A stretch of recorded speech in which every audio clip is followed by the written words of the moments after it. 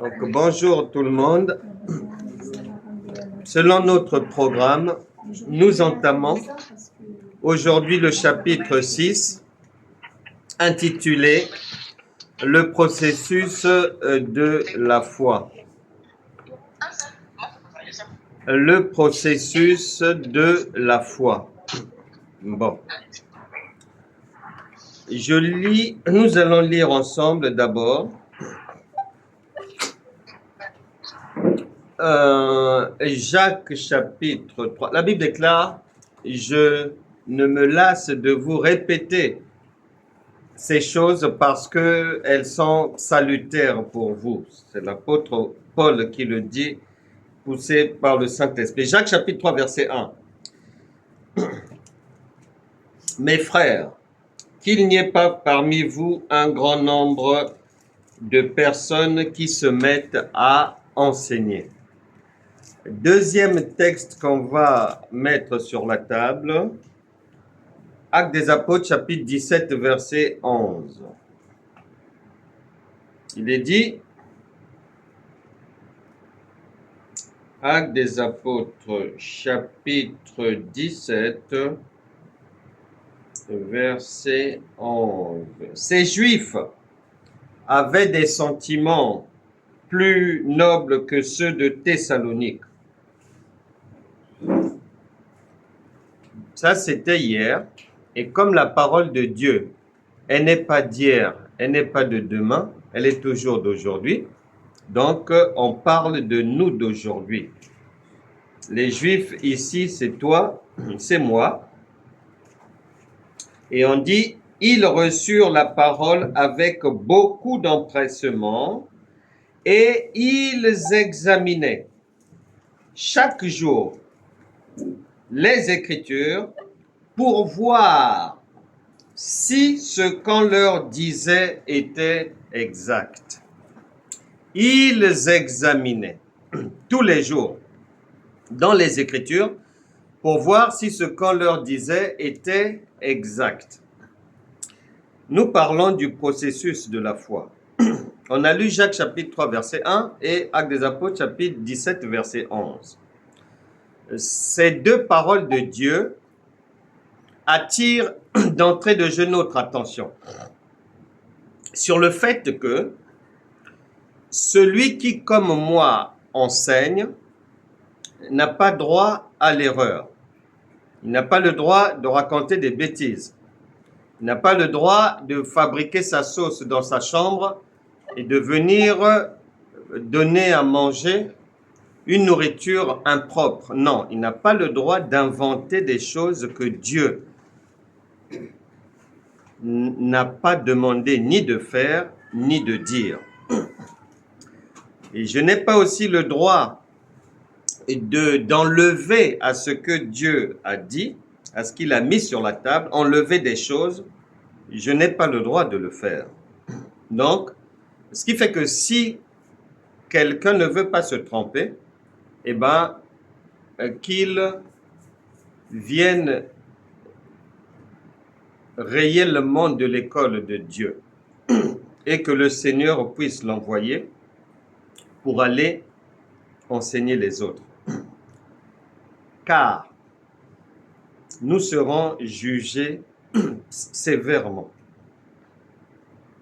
Le deuxième verset, Actes des Apôtres, chapitre 17, verset 11, attire maintenant l'attention, le Saint-Esprit interpelle ceux qui écoutent, les personnes qui enseignent. Et ici, le Seigneur donne la démarche à suivre. Il ne faut jamais oublier que Dieu a son langage. Et Dieu, il fait tantôt d'une manière, tantôt d'une autre. Il n'est pas un homme, il a son langage. Ce qui veut dire que lorsqu'il dit à mes enfants, regardez ce qu'il y a lieu de faire, c'est pour ne pas être trompé, pour ne pas passer à côté de la vie, pour ne pas suivre un faux Dieu, pour ne pas rejoindre un groupe d'aventuriers, une église morte, il faut faire fonctionner le cerveau. Toute personne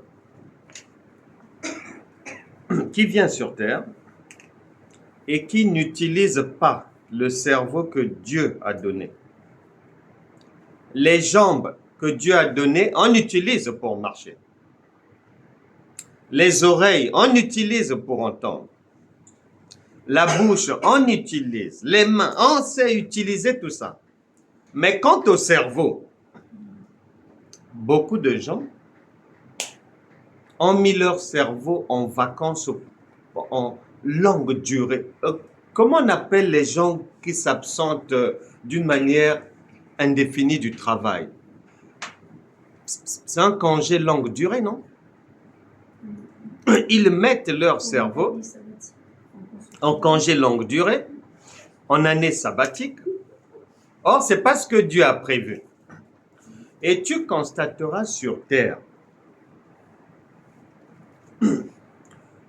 que tu prennes les humains individuellement, que tu prennes des territoires ou que tu prennes les pays, je te le promets, vérifie bien, la Bible déclare, la nature elle-même ne vous enseigne-t-elle pas? Ceux qui souffrent le plus sur cette terre, ce sont les gens qui réfléchissent le moins. Ce sont les gens qui ne veulent pas réfléchir. Quand bien même leurs pays sont riches, mais les étrangers viennent prendre leur richesse. Parce que, c'est-à-dire, leurs cerveaux ne servent à rien. Ils ont du pétrole, de l'or, du gaz, du diamant, mais ils ne savent même pas transformer ça. Comment? Comment? On est au XXIe siècle. Mais comment les autres ont su le faire? Comment? Plus dramatique, là où Dieu crache sur eux, c'est que bien souvent, les gens de ces pays-là ont été dans les mêmes écoles de ceux qui ont appris à transformer ce qu'ils ont. Tout cerveau en vacances est maudit de Dieu. Parce que Dieu n'a pas prévu que le cerveau soit mis en vacances, non. Les vacances du cerveau, c'est le retour en Éden. Mais si le souffle de vie n'est pas retiré, eh ben, le cerveau doit travailler. Et son repos, c'est lorsque le corps est au repos. Il n'y a pas un autre moment où Dieu a prévu que le cerveau humain puisse se reposer. Non. Non. Donc, ce sont des choses vraiment à bien avoir à l'esprit. Et une fois qu'on a dit ça, ça permet à chacun déjà aussi de facilement comprendre pourquoi la plupart des chrétiens souffrent. Parce qu'ils ne veulent pas réfléchir. Or, ce n'est pas ce que Dieu a prévu. Chanter ne veut pas dire que tu réfléchis, tu répètes. Tu répètes. C'est à la limite un peu des fois bêta. Parce qu'il y a des chansons que je connais, je répète, je ne sais même pas ce que ça veut dire. Surtout nous francophones, quand on chante en anglais, on ne sait pas ce qu'on est en train de dire, mais nous reprenons seulement. On reprend seulement. Comment? Oui, non, mais c'est vrai. C'est la réalité. Donc déjà, à partir de là, on peut déjà commencer à comprendre pourquoi chez les chrétiens, généralement, ça coince. Ils aiment répéter. Et lorsqu'ils viennent quelque part, lorsqu'ils viennent à l'église, ils viennent uniquement pour entendre ce que leur cœur veut entendre. C'est-à-dire, ils veulent écouter ce qu'ils connaissent déjà. Toute chose qui sort du périmètre de ce qu'il y a déjà dedans, ils s'en méfient. Il ne cherche même pas à vérifier. Comment? Pourquoi il le dit? Comment? Prendre la Bible, essayer de vérifier. Non, non, non, non. Sans vérification. Immédiatement, comme on n'a jamais entendu ça. Arrière de moi, Satan. Mais quand c'est comme ça, ils ignorent qu'ils se disent à eux-mêmes, toi, arrière de Dieu. Mais bien sûr. Ils se le disent à eux-mêmes, ils se maudissent.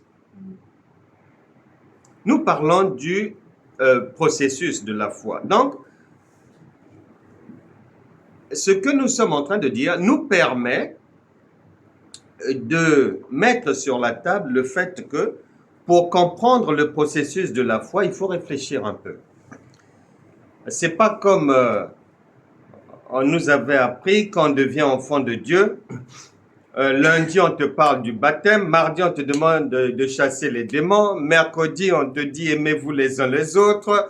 Jeudi, on te parle de la vie éternelle. Vendredi, on te dit que le Seigneur viendra nous chercher. Un marché. Un panier dans lequel on a tout mis. Persil, oignon, wow, ceci, cela. Un mélange. Non. C'est plus tard qu'on a compris que non.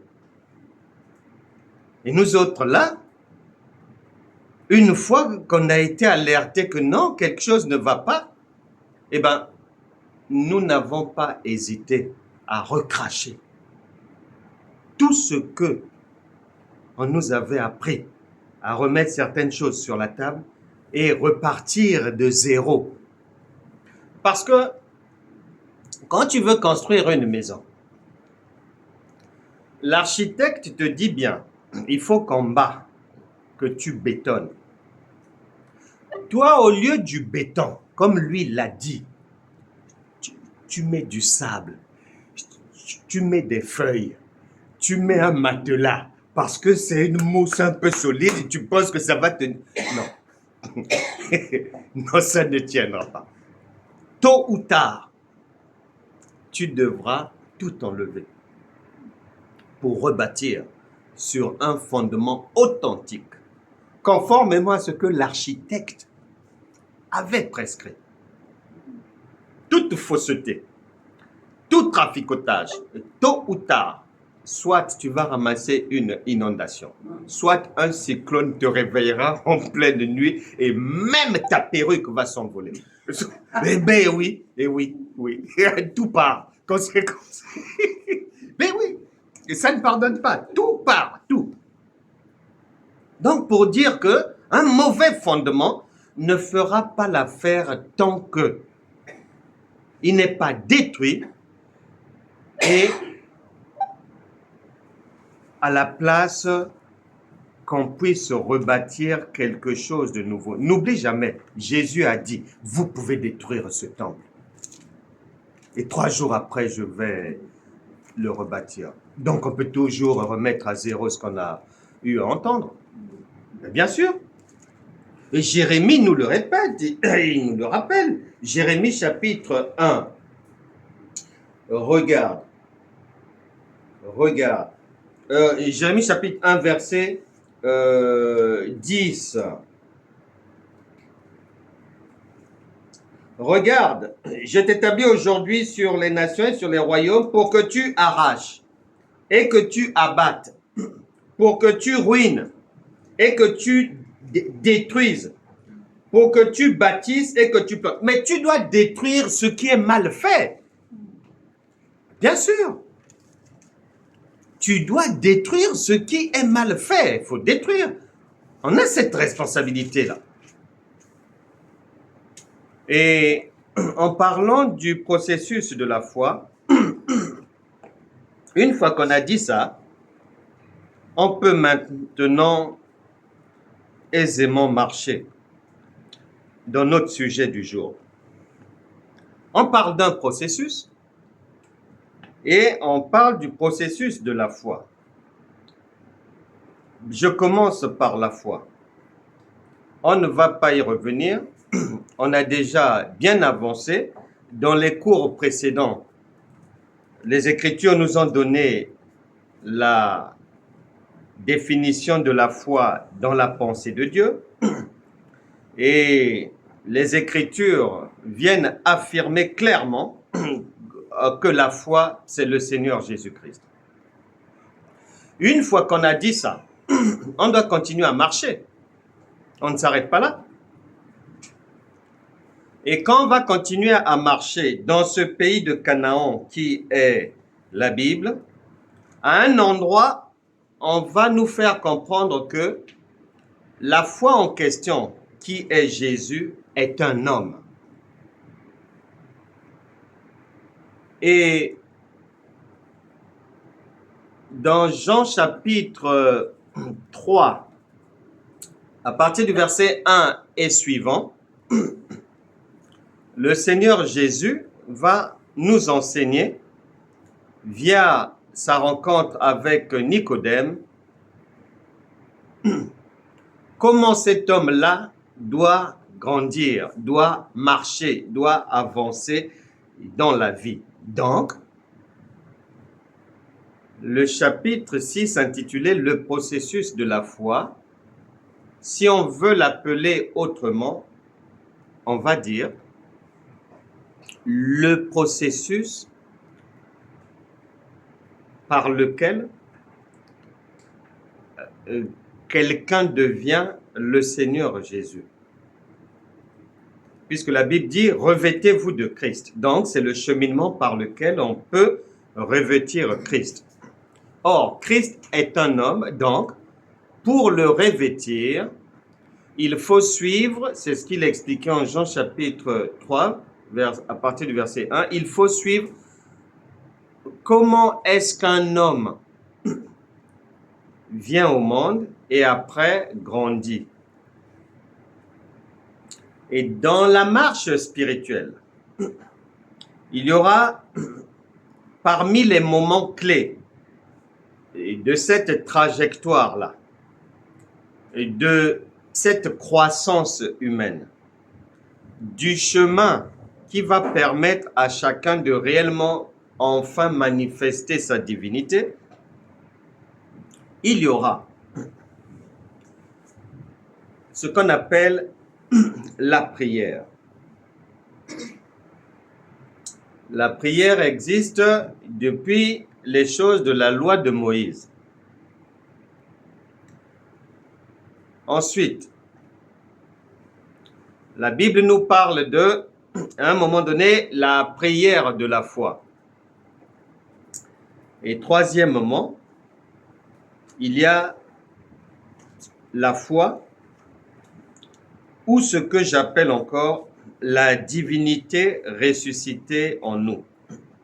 Mais pour aujourd'hui, dans ce processus de la foi, c'est-à-dire le processus par lequel moi, lorsque je deviens enfant de Dieu, le processus qui va me permettre de devenir un adulte. Dans ce processus-là aujourd'hui, le temps va nous permettre uniquement de toucher à l'élément prière. Et en ce qui concerne la prière, puisque dans ce processus, on trouve la prière, ensuite la prière de la foi et enfin la foi. Ok. Commençons par la prière. Lorsque Jacques dit, poussé par l'Esprit du Seigneur, qu'il n'y ait pas parmi vous beaucoup d'enseignants, mais c'est parce que Dieu fait tout à la perfection. Et Dieu est un Dieu d'ordre. Tout est ordonné, tout est bien rangé, tout est à la perfection. L'une des choses qui ne nous aide pas en tant qu'enfants de Dieu, c'est d'être devenu chrétien d'avoir reçu certains enseignements, mais malheureusement, ce qu'on a pu apprendre, ce qu'on a pu apprendre à faire et à dire, bien souvent, se sont révélés après vérification dans les Écritures des choses qui sont appliquées jusqu'aujourd'hui, mais qui généralement soit sont fausses, soit relèvent de l'ignorance, ou sont beaucoup plus des choses qui relèvent de la loi et non de l'esprit, qui relèvent de la chair et non de la grâce et de la vérité. Pour comprendre le processus, je prends l'exemple suivant. Et Dieu ne se trompe pas. Il dit qu'il n'y ait pas beaucoup qui enseignent. Pourquoi? Parce que dans ce que Dieu nous dit, dans ses conseils, il y a des choses simples et il y a des choses plus difficiles à comprendre. C'est écrit dans la Bible. Et Jésus a pris la veste d'un médecin. C'est le médecin par excellence. Et les gens ont l'habitude d'aller vers lui parce que sa renommée fait que il est réputé parce qu'il guérit. Il fait marcher les paralytiques. C'est un soigneur, il soigne, il enlève les maladies, il chasse les démons. Si quelqu'un est tourmenté, il le délivre. C'est un travail que l'on fait à l'hôpital. Donc ce docteur-là, Jésus, il nous enseigne les choses de la manière la plus simple. Mais l'homme lui-même se complique la vie. J'aime bien dire ceci.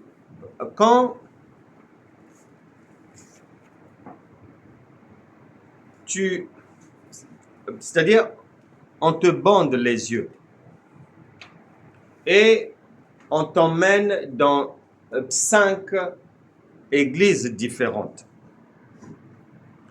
On fait prêcher un pasteur, là-bas un docteur, là-bas un évangéliste, là-bas un prophète, là-bas un apôtre. Tu les écoutes. Quand tu vas finir de faire cette tournée, on t'enlève le bandeau et on te pose la question. Par rapport à ce que tu as entendu là, dis-nous, qui t'a donné un enseignement doctoral, qui a enseigné comme un évangéliste, qui a enseigné comme un pasteur, qui a enseigné comme un apôtre, etc., etc. Les gens ne pourront pas faire le distinguo. Non, c'est pas possible. Pourquoi? Parce que tout le monde enseigne les mêmes choses. Il m'arrive de faire une virée sur Internet, voir un peu, je veux apprendre aussi, mais Sœur Fabiola, il y a à boire et à manger. Ceux qui chassent les démons, ils le font tous de la même manière. Ceux qui font les rendez-vous prophétiques, ils prophétisent tous de la même manière. Ceux qui guérissent, ils mettent tous sur la table les mêmes paroles. C'est blanc bonnet partout, c'est mélangé. C'est mélangé. Regarde ce que Dieu a prévu. Lui qui est médecin. Il dit, la nature elle-même ne vous enseigne-t-elle pas? La nature, elle nous enseigne quoi? Quand tu vas à l'hôpital, tu trouves un pédiatre, c'est un docteur. Un gynécologue, c'est un docteur. Et tu trouves une ophtalmo, c'est un docteur. Une chirurgienne, elle est docteur. Tu trouves un chirurgien dentiste, c'est un docteur. Tout ce monde-là, ce sont des docteurs. Mais ils ne font pas le même travail. Alors la question, pourquoi les prédicateurs, les pasteurs racontent les mêmes choses tous? Il y a quelque chose qui ne va pas. Dieu n'a pas prévu ça comme ça. Chacun doit être à sa place. Alors là, c'est une foire, un fourre-tout. On ne sait pas qui est qui, on ne sait pas. Tu vas sur Internet, même à 2 heures du matin, tu trouves une prophétesse en train de balancer. Reçois. On est gâtés, hein, sur Fabiola.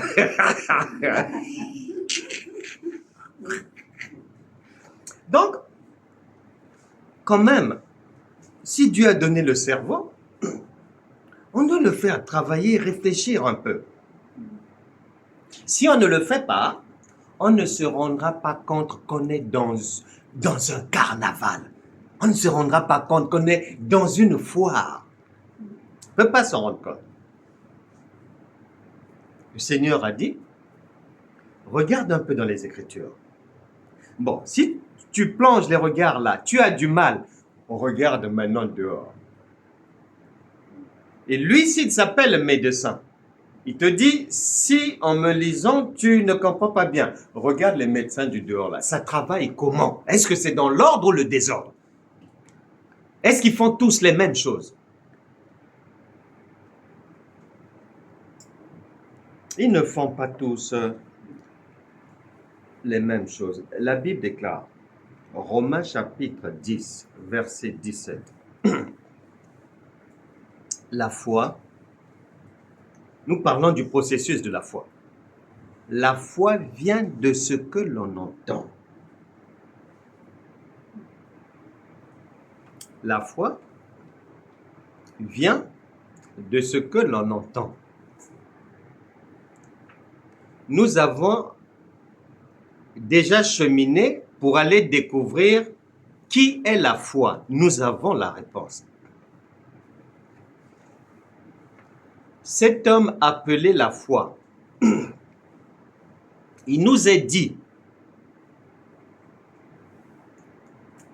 qu'il va venir dans ma vie me faire du bien, il va venir dans ta vie te faire du bien en fonction de ce que tu vas entendre de lui.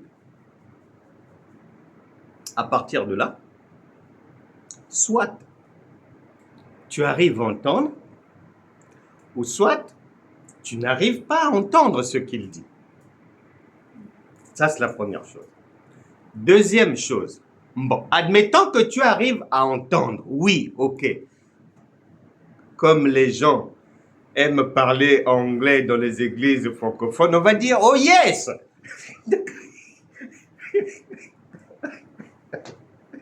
Ok, d'accord. Maintenant, est-ce que quand tu as entendu, as-tu compris? C'est là où ça se corse. Entendre, tout le monde peut entendre, même les cafards, les rats, tout le monde, nous tous. Est-ce qu'on comprend? Est-ce qu'on comprend? Première réponse, non. Pourquoi? Ben parce que soit on va comprendre cela d'une manière qui n'est pas la bonne, ou soit on va comprendre cela d'une manière qui indique que le niveau de compréhension là, si c'est du lait, ça ne va pas t'aider. Malheureusement, généralement, la compréhension des gens, c'est du lait. Et ça ne peut pas aider. Exemple. Puisqu'on parle de prière. 1 Thessaloniciens. 1 Thessaloniciens. 1 Thessaloniciens. Chapitre 1 Thessaloniciens. Vous êtes où? Chapitre 5, verset 17. Un verset que les chrétiens aiment. Priez sans cesse. Priez sans cesse. 1 Thessaloniciens, chapitre 5, verset 17. Parlons de la prière, dit priez sans cesse. Maintenant, garde bien le doigt là-bas. Nous courons à Matthieu chapitre 6. Matthieu chapitre 6. Matthieu chapitre 6, verset 7. En priant, ne multipliez pas de vaines paroles. Sœur Fabiola, attention, là-bas on a dit prier sans cesse. Mais ici on dit stop. Stop à la folie là. Et c'est le Seigneur Jésus qui parle. Il dit stop. En priant, ne multipliez pas de vaines paroles comme les païens. Première conclusion. Ceux qui sont mis dans la catégorie des païens, donc ils ne connaissent pas Dieu. Ce sont la Bible les appelle des gens qui sont étrangers à la vie divine. Ils sont dans les ténèbres, ils sont des morts. Comme les païens qui s'imaginent qu'à force de paroles, ils seront exaucés. Voilà l'un des mots chez les chrétiens. Ils s'imaginent. C'est pour ça qu'ils font des veillées de prière. C'est pour ça qu'ils considèrent que pour être un ancien, un affermi, un expérimenté dans les choses de Dieu, c'est quand tu es à même d'être à genoux et de prier pendant 4 heures, 5 heures. Ici, le maître dit stop. Ici, il y a la gendarmerie qui t'arrête obligatoirement. En disant non, non, non, non, non, non. Là-bas, on a dit prier sans cesse. Ici, le gendarme dit halte. Sinon, vous êtes dans la folie. Ne leur ressemblez pas, car votre Père sait de quoi vous avez besoin avant que vous le lui demandiez. Maintenant, question. On dit la foi.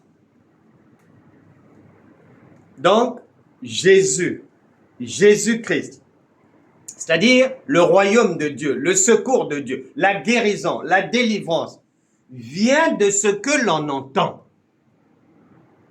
Maintenant, à droite, on me dit, prie sans cesse, vas-y. J'ai entendu prier sans cesse.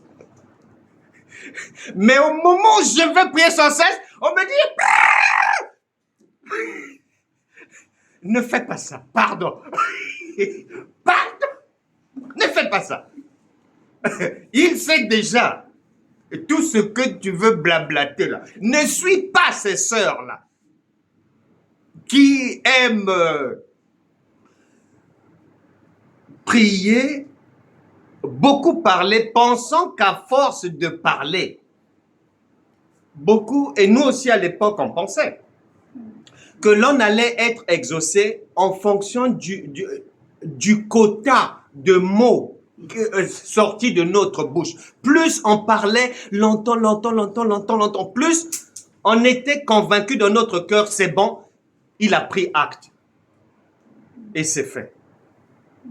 Ici on dit, le secours de Dieu, donc la foi, tu l'auras en fonction de ce que tu auras entendu. Maintenant, on précise.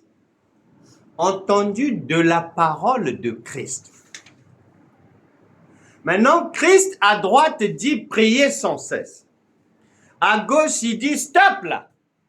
Maintenant, quelque part, il vient préciser qu'il dit, parle tantôt d'une manière, et tantôt ça va basculer. Ben alors, maintenant, si on veut suivre la foi, on va prendre quel chemin? Est-ce que je prends à droite? Je rejoins le groupe des fous, des folles pour aller sans cesse? Ou est-ce que je choisis la sagesse à gauche?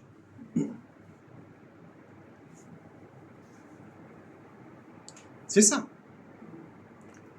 Donc déjà, si on n'a pas dans son cerveau le fait que tantôt, en fonction des circonstances, en fonction des problèmes, en fonction des personnages, des lieux, des moments, la parole indiquée sera celle-ci et tantôt sera celle-là. Si on ignore déjà ça, on est perdu. Ça, c'est la première chose. Maintenant, la Bible déclare, Dieu ne peut pas mentir, Dieu ne peut pas se tromper, il ne peut pas se contredire. Ça veut dire que quand il dit prier sans cesse, c'est vrai. Et quand il dit aussi stop, c'est vrai. C'est vrai.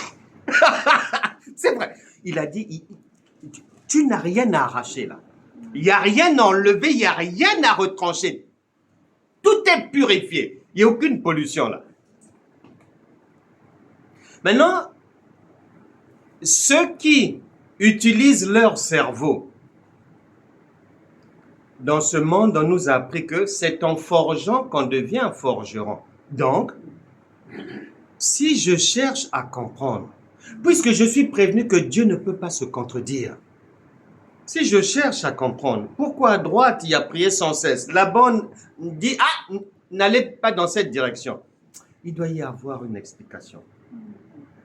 Maintenant, si je ne fais pas travailler mon cerveau, comme la plupart des chrétiens, eh ben, je reste à l'école maternelle. Je vais rester dans mes problèmes. Jean chapitre 8, verset 21, Jésus nous dit, vous me chercherez, mais vous mourrez dans vos péchés.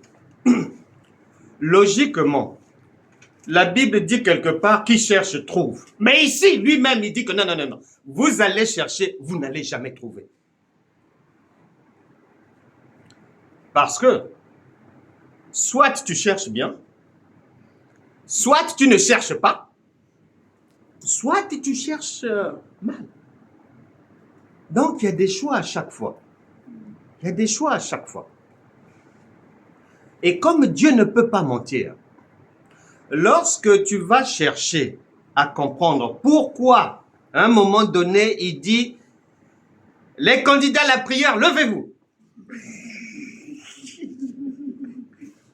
Et à un moment donné,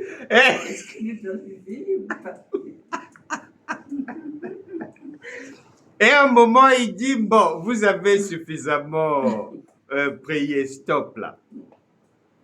C'est tout simplement parce que si tu fais travailler ton cerveau, il nous aide toujours par le même principe. Ici, il va nous aider en disant quoi? Matthieu chapitre 7, il dit, au verset 11, demandez, virgule, et l'on vous donnera. Cherchez, et vous trouverez. Frappez, et l'on vous ouvrira. Quand tu lis comme ça, bon, regarde maintenant comment ça se passe dehors là. Tu vas te rendre compte que ce qui est mis là, demander, chercher, frapper, ceux qui font ça, ce sont les enfants. C'est un enfant qui demande en permanence à sa mère. C'est un enfant qui va en permanence aller frapper à la porte de maman pour avoir ceci, cela. C'est un enfant qui va chercher à essayer de prendre le verre, essayer de tenir le meuble, essayer de marcher. C'est un enfant qui va chercher, qui va demander, qui ne se lasse pas. Donc, quand il dit prier sans cesse, c'est jusqu'à un certain âge. C'est valable jusqu'à un certain âge. Parce que Dieu ne peut pas se contredire.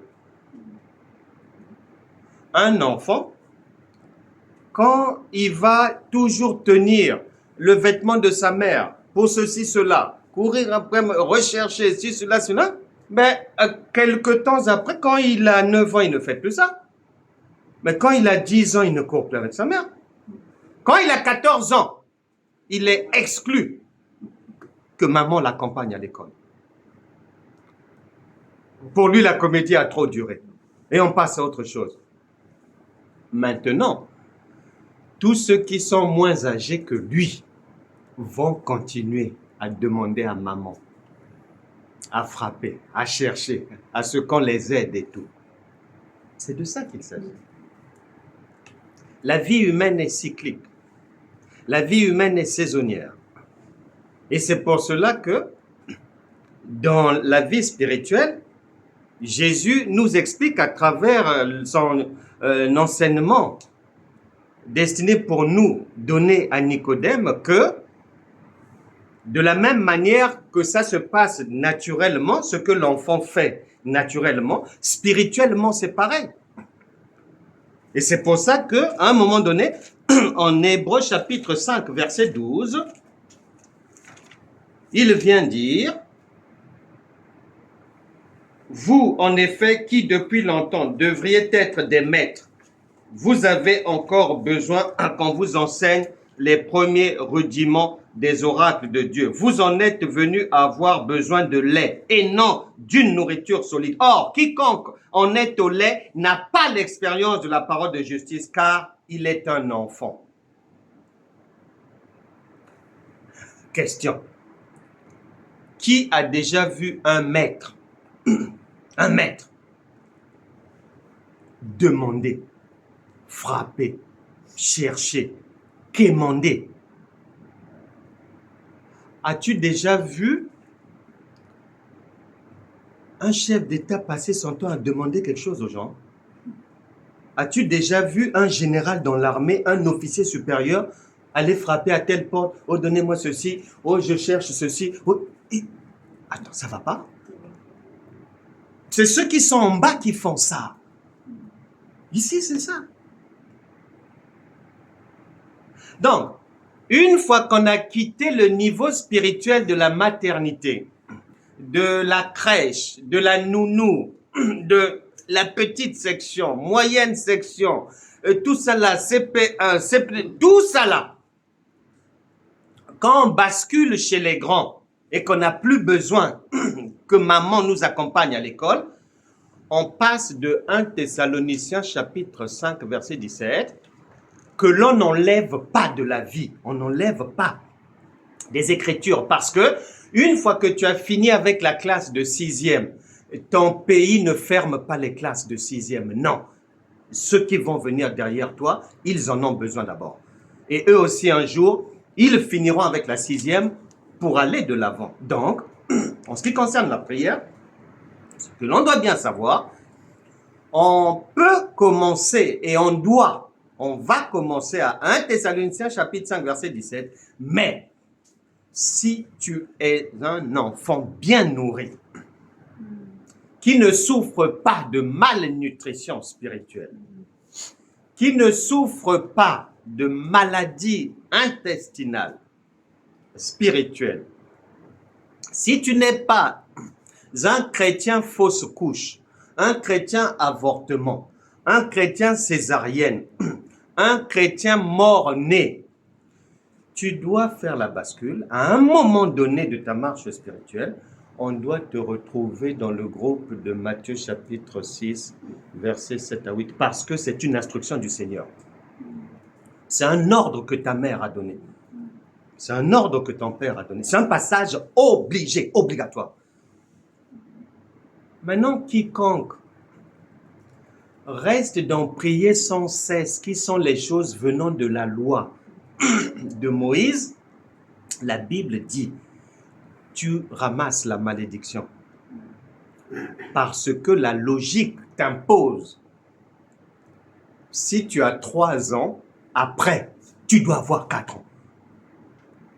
Mais maintenant, spirituellement, les gens restent à 3 ans. Et ils restent à l'âge de 3 ans pendant 15 ans.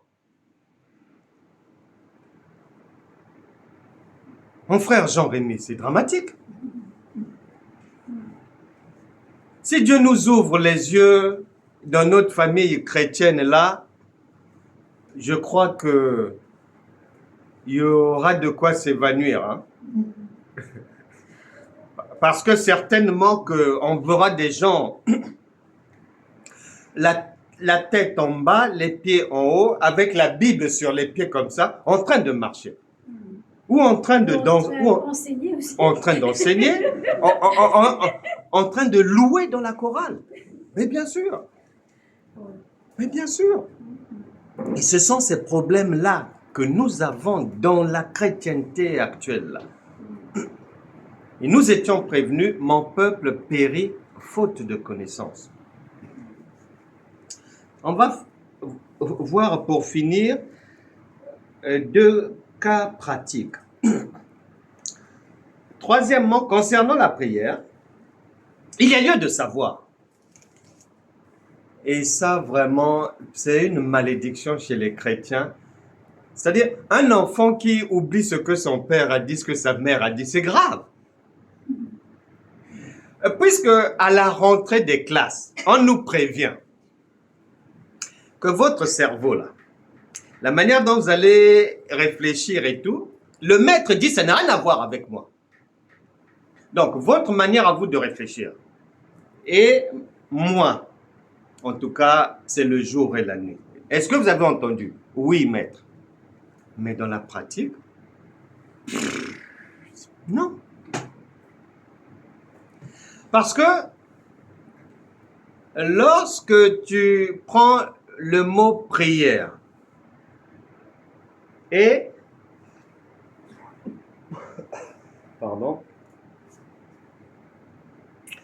la prière me donne envie d'éternuer. Ah, quand il y a le trop-plein, c'est Fabiola, quand il y a le trop-plein, quand j'ai trop mis du temps à la maternité avec le prier sans cesse, mais après, le langage de Dieu, hein, Dieu a son langage, hein, il te rend malade, il te donne des insomnies, ceci, cela, pour te faire comprendre que, oh. Et souvent, lorsqu'on on s'est installé à vie, à prier sans cesse, et que on a pris des habitudes du genre que le Seigneur me réveille la nuit pour prier de minuit à 2 heures ou bien quoi. À un moment donné, il arrive souvent, comme la personne ne comprend pas, qu'elle ne peut pas faire ça toute la vie. C'est pas ce que Dieu a prévu. Dans tout ce que Dieu a prévu, initié, le Créateur, il y a une évolution. Il y a une évolution. C'est cyclique, on change. On est d'abord bébé, après il y a la petite enfance, on devient enfant, pré-ado, ado, jeune majeur. La vie c'est comme ça. Et même dans le Seigneur c'est institué comme ça. Mais les gens sont en vadrouille spirituelle. En vadrouille spirituelle. Cette histoire de prière, donc souvent, lorsque ça fait peut-être 5 ans, tu te lèves chaque nuit à minuit pour prier jusqu'à 2 heures, tu te dis que oui, c'est ce que Dieu veut et tout. Le jour où maintenant, le Saint-Esprit fait que, dès 22 heures, il t'envoie un esprit de un profond sommeil. Et ce qui fait que même si tu mets le réveil à minuit, le Saint-Esprit rend silencieux le réveil. Tes oreilles sont bouchées, tu n'entends pas. Et quand c'est comme ça, les gens, mais constatant que ils ne tiennent plus le programme. Et ça fait 2 semaines, je n'arrive plus à me réveiller. C'est ceci, cela. C'est sûr que Dieu va me punir. Cela. Non, c'est un langage de Dieu pour te forcer que ce que tu faisais là, tu as dépassé la saison. Tu as dépassé. Spirituellement, tu as 10 ans, mais tu veux demeurer à la maternité avec les enfants de 2 ans. Sors de là! Mais bien sûr, on va te mettre dehors. Il faut même appeler la police. Ben oui, on va te mettre dehors. Même les enfants, ta présence va les gêner. Ben oui, ta présence va les gêner. Et spirituellement, ça doit être pareil. Le Saint-Esprit est dérangé. En ce qui concerne la prière, je disais pour finir, allons au fond des choses, de notre autopsie de la prière. Puisque nous sommes prévenus, Ésaïe 55, versets 8 à 9, je disais que ces pensées ne sont pas les nôtres, ces voix ne sont pas les nôtres. Donc, normalement, quand j'entends, puisqu'il est dit la foi vient de ce que l'on entend, quand j'entends prière, je suis averti que ce que moi je vais considérer comme étant la prière, pour lui, c'est pas ça. Je suis averti. Un homme averti en vaut 2. On ne me prend pas en traître. Je suis averti que la différence qu'il y a entre mes pensées et ses pensées, lui-même il a dit, c'est la différence qu'il y a entre les cieux et la terre. C'est énorme. Lève les yeux, regarde maintenant la distance. Ensuite, il ne s'arrête pas là, il ajoute, attention, moi je parle tantôt d'une manière, tantôt d'une autre. Attention. Maintenant, chez nous les hommes, prière, c'est-à-dire, quand nous sommes devenus enfants de Dieu, c'est-à-dire, on n'a jamais même pensé à réfléchir sur ce que Dieu entend par prière. Non, on reprend ce qu'on a trouvé chez les autres. On reprend. Et on donne la même définition que c'est parler à Dieu, c'est des demandes, c'est crier, c'est chasser, c'est tambouriner. C'est ça la prière. C'est ça la prière. Allons vérifier un peu si chez Dieu c'est la même chose. Romains chapitre 10. Romains chapitre 10. Vérifions bien si la prière dans la pensée de l'homme et celle de Dieu, c'est la même chose. Comment? Romains chapitre 10. Nous prenons au verset 1. Frères, virgule, le vœu de mon cœur est ma prière à Dieu pour eux, c'est qu'ils soient sauvés. Ici, là,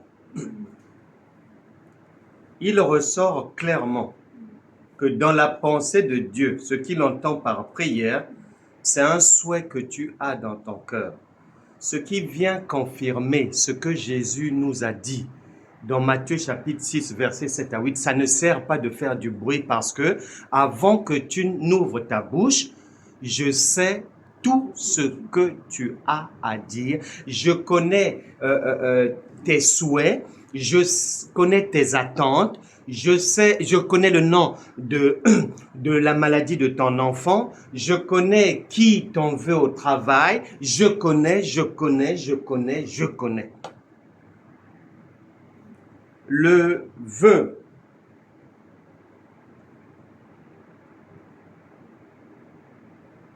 de mon cœur.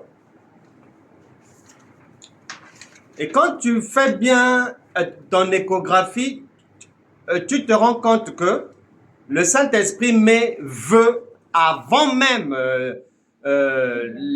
l'explication que c'est prière. Il aurait pu mettre ma prière et le vœu de mon cœur. Non, non, non. Commence par le vœu de mon cœur, ce qu'il y a sur mon cœur, mon désir, ma demande. C'est-à-dire ma préoccupation, qui est ma prière, est que ces gens-là puissent être sauvés. Donc tu vois bien que ça n'a rien à voir avec parler ou faire du bruit, non. C'est la raison pour laquelle tu constateras que ceux qui font le mal, pour faire le mal, pour jeter un sort à quelqu'un, pour maudire quelqu'un, ils n'ont même pas besoin de 5 secondes. Et bien souvent, ils n'ont même pas besoin de parler. Ils pensent cela dans leur cœur et c'est fait. Bien sûr, eux, ils ont une pensée négative. Mais pour nous, enfants de Dieu, celui qui a le Saint-Esprit, sa prière sera le vœu de son cœur, mais positif. Exemple.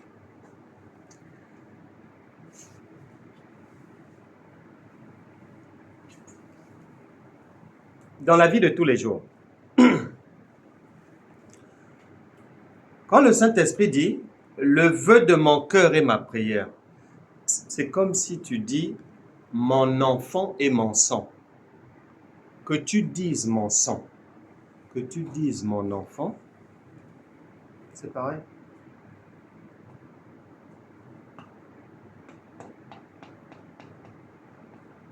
Ma femme est ma moitié. Ma femme est mon âme sœur. Ma femme est l'os de mes os. Tout ça là, c'est pareil. C'est de ça qu'il s'agit ici.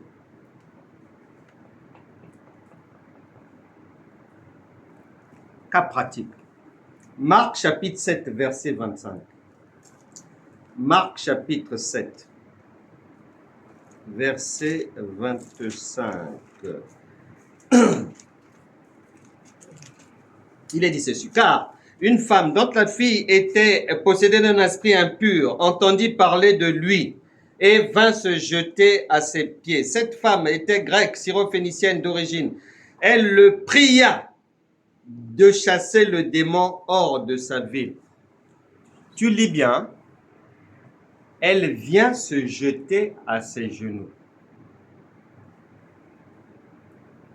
Et on dit, elle le pria de chasser le démon hors de sa fille. C'est-à-dire, elle a dit à Jésus la raison de sa présence, son problème. C'est ce que la Bible appelle prière.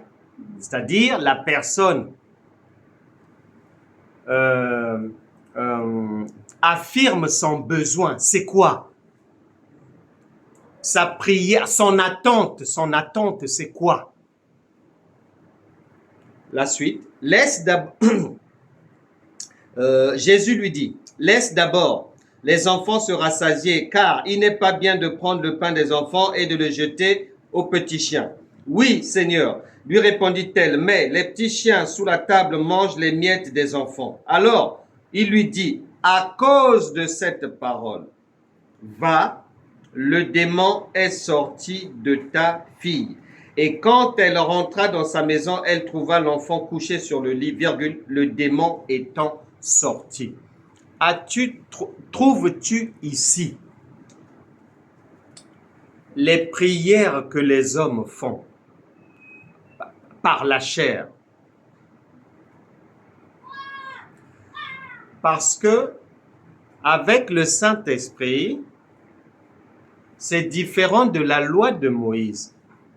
Dans la loi de Moïse, la prière, c'est tout le blablabla que tu vas raconter et tout, toutes tes demandes. Puisque la loi, c'est l'enfance, c'est la petite enfance, c'est la gaminerie. Il faut beaucoup parler, il faut essayer d'embêter, il faut enquiquiner les gens, il faut insister, il faut forcer, ceci. C'est ça la loi. C'est la chair qui travaille. Mais quand vint le Seigneur Jésus, qui est la grâce et la vérité, il dit,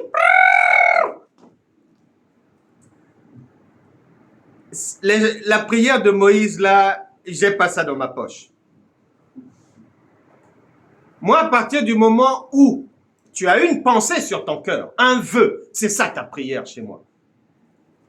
Il n'y a pas besoin de faire du bruit et déranger les voisins. Deuxième exemple.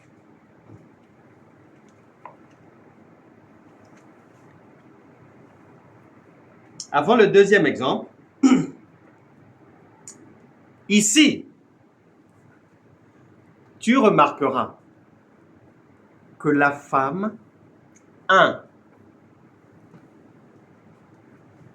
elle connaît son besoin.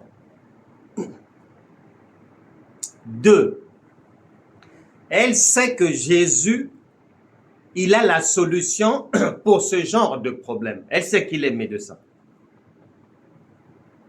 Elle le sait. Elle sait que il n'y a plus besoin de souffrir pour obtenir la solution à son problème. Et elle connaît comment fonctionne la grâce et la vérité. Ça n'a rien à voir avec la loi. Allons maintenant voir quelqu'un qui ne connaît pas ce qu'elle connaissait et qui, dans sa tête, était encore dans la loi. Allons voir. Jean chapitre 5. Jean chapitre 5.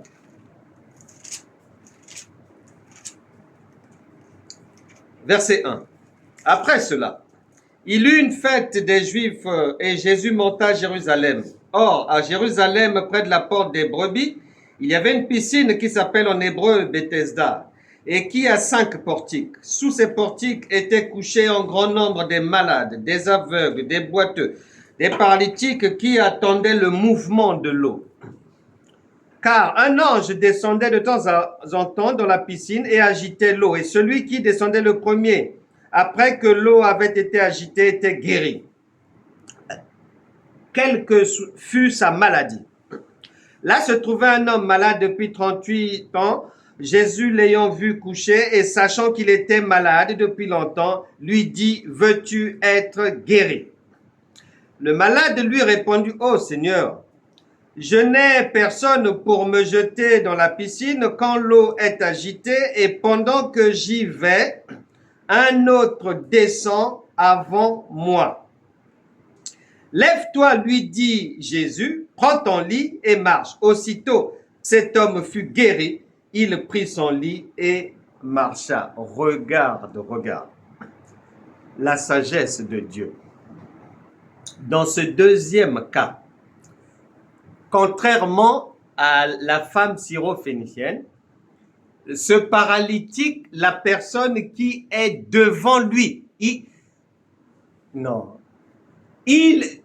il sait que c'est un Seigneur, mais il ne sait pas que c'est la grâce et la vérité. Il pense que c'est un prédicateur habituel.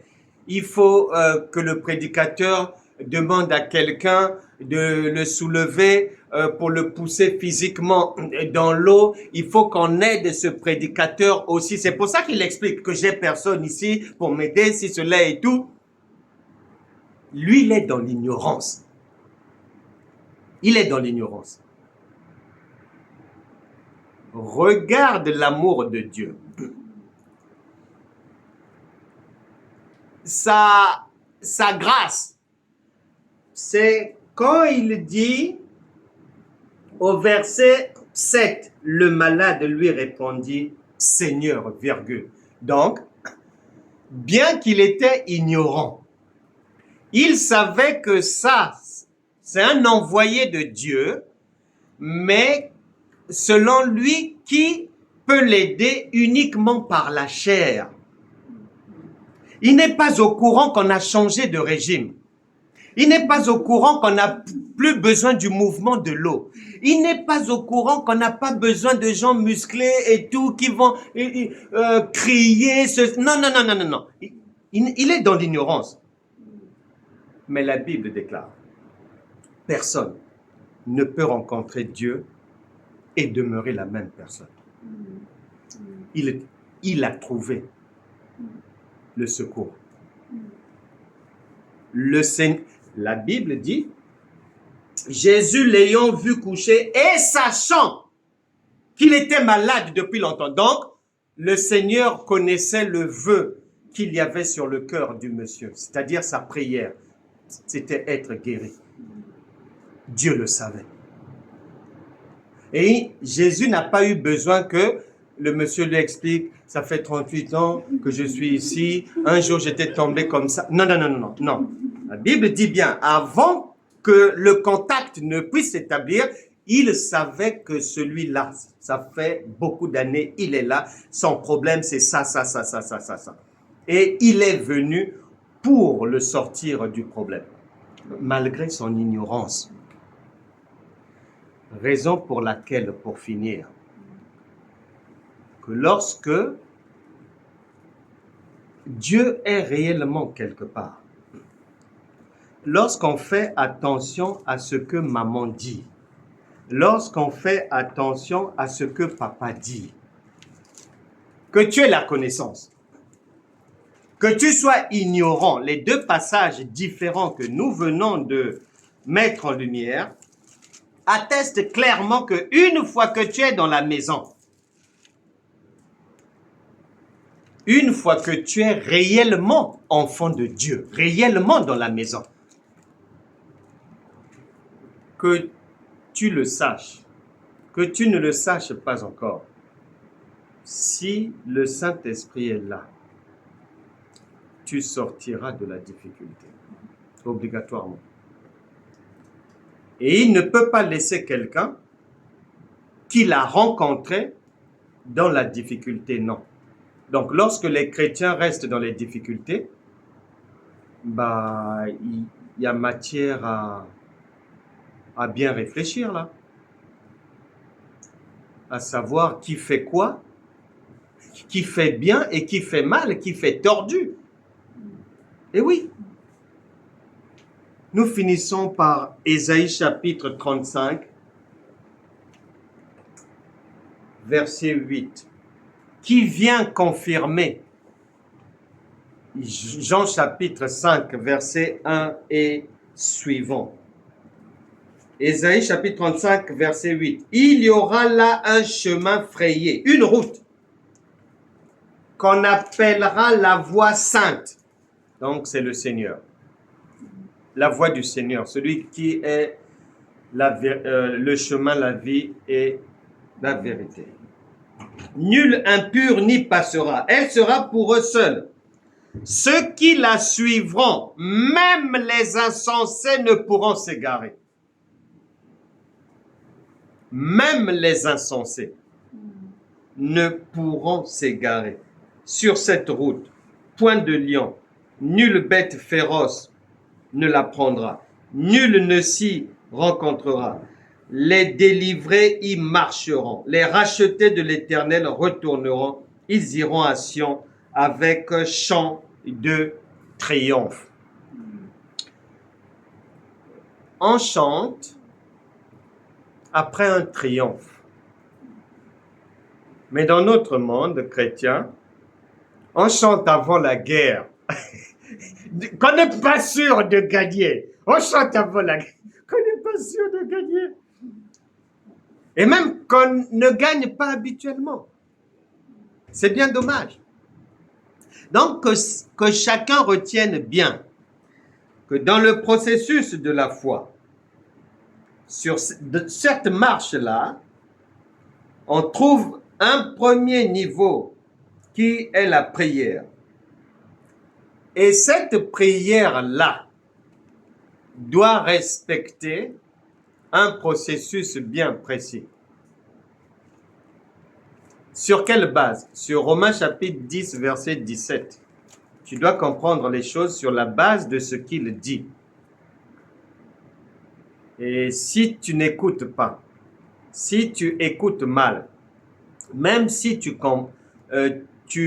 écoutes, mais si tu ne comprends pas, etc., etc., il y aura des difficultés. Et le souhait du cœur de Dieu est que chacun de nous puisse bien comprendre et garder ces choses sur son cœur afin de les mettre en pratique et être d'une manière prévue et être en conformité avec le processus de la foi que les Écritures mettent en lumière.